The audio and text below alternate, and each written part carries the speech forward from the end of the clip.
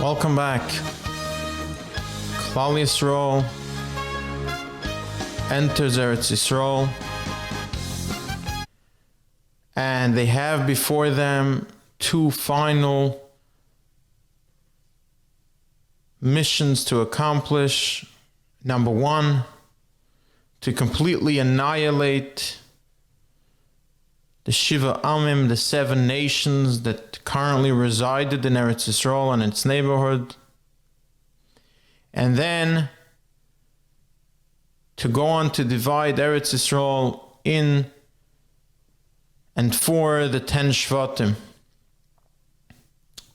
As Klal Yisroel progressed through its first mission, as we already discussed, as soon as they tried taking the matter into their own hands without permission, without asking what the will of the Master is, a mistake was made that could never be changed by allowing the Gevonim to stay alive. But as they did follow through and continued to battle for 7 years to annihilate the rest of the Shiva Amim, Hashem showed them again and again unbelievable nisim, up to and including the sun holding its pace and stopping in its place for many, many, many hours, in order to show them that now, as they are in Eretz Yisrael, as both avodim, servants of Hashem, and His children, nothing in this world will stand in their way if they do the will of the Master. Not only nothing in this world, but the world itself, the sun, the moon, the stars, nothing in this world or the world itself could stand in their way. Klal Yisroel also had a Navi, but they asked for something else. Klal Yisroel said, we want to have a human king just like other nations have. And of course, as the Torah tells us, this was an incredible mistake. Klal Yisroel, as servants and as children, have direct access and are under the direct control of Hashem Himself. There was no need to have a human king. However, as a father, Hashem said, if this is what you want, this is what I'll give you. Hashem chose Shaul HaMelech to be the first king of Klal Yisroel. And as we know, Shaul HaMelech, as king, when he was told to annihilate Amalek, and when he was told to wait before he brings up the karbonos on the Mizbeach for Hashem, he did not accomplish his mission. He did not completely and fully annihilate Amalek, and he did not wait. And for that, Hashem said that the mantle of king will be torn away from him, and that he will not be able to serve as king of Klal Yisroel and lead Klal Yisroel in Eretz Yisrael. Of course, to bring this into our discussion, Shaul HaMelech as king was supposed to be, and was supposed to continue to be, a Eved Hashem, a servant. There was nothing more than a vessel for Hashem's word, just like Moshe Rabbeinu was. However, Shaul HaMelech chose to have his own opinion.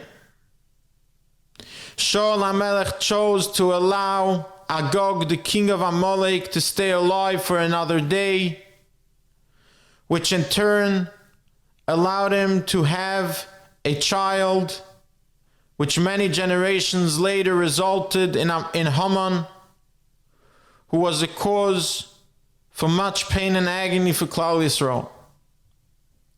Shaul HaMelech allowed his own opinion and state of mind to get in the way of service. Shaul HaMelech, of course, was a Mashiach Hashem. He was Bechir Hashem. He was the chosen one. Hashem himself chose him to be king of Klal Yisroel. And even being on that level, allowing his own opinion to intervene between full compliance and service of Hashem, caused much ruin to himself and to Klal Yisroel. And of course, this is a lesson that we see throughout the ages by many who, unfortunately, as soon as they allowed their own opinion to take any place, they lost everything. This is something that Hashem showed to Klal Yisroel to remember, a lesson for the ages. No matter where you're standing, no matter what your position is, remember, as long as you're in full service of Hashem, as long as the only thing you're thinking about is in service of your master, nothing will stand in your way. But as soon, and even if you're at a very high level, as soon as you allow your own opinion and your own state of mind to intervene, nothing will help you in that downfall. Because indeed, the only purpose of a person in this world, and especially a Yid in this world, is to serve Hashem completely and fully with no opinion of his own. There is nothing that could or should stand in the way of a person serving his master at every given moment. Hashem, through the ages, from Avram Avinu, through, as we will come in the next episode, through David HaMelech, showed Klal Yisroel again and again and again, there is only one thing that you're trained for. There is only one thing that you're being tested for. There is only one thing that you're being challenged on. And that is, will you be a servant of your master 24/7, 365 days a year with no break? Klal Yisroel was chosen to be the Am Hashem, to be the chosen nation that will indeed fulfill the purpose of this world and show the world and everything in it that there is a master and creator. But of course, you cannot show the world that there is a master and a creator while at the same time showing the world that you have your own opinion and that you do not necessarily listen to your master. As soon as somebody chose to do something other than fulfilling the will of the master, their mission and their purpose to show the world that there is a creator could not be accomplished, could not be fulfilled. And indeed, we see that Shmuel HaNavi comes and he says to Shaul HaMelech, there is no way back. There is no way back as soon as you chose to have your own opinion in place of what was clearly told to you is the will of the master. There is no turning back the clock. Shaul HaMelech accepted, and indeed Shmuel HaNavi continued to go and choose the next king that will lead Klal Yisroel. To finish, a person has to always remember Im Esak Shamayim Sham Ota Va'atzia Sho'il Hineko. Im Esak Shamayim, if a person reaches into the heavens, Sham Ota, he will find the king and the master. Va'atzia Sho'il, even if a person spreads out and looks down in Sho'il, Hineko, he will also find his master, Hashem. However, if a person finds himself in Shamayim and he finds himself to have his own opinion, Sham Ata. Sham is a language of Sham Ata. Hashem is still far away. If a person feels that he has something of his own say, of his own opinion, Hashem cannot be with him together.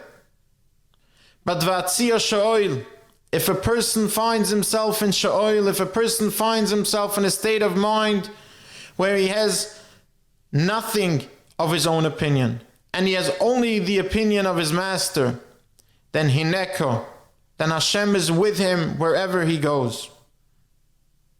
Thank you for joining me in this discussion, and hopefully in the next episode we will find David HaMelech and how he chose his path, a path that, of course, as we know, will lead us to Mashiach and to the salvation of Am Hashem. Have a wonderful day.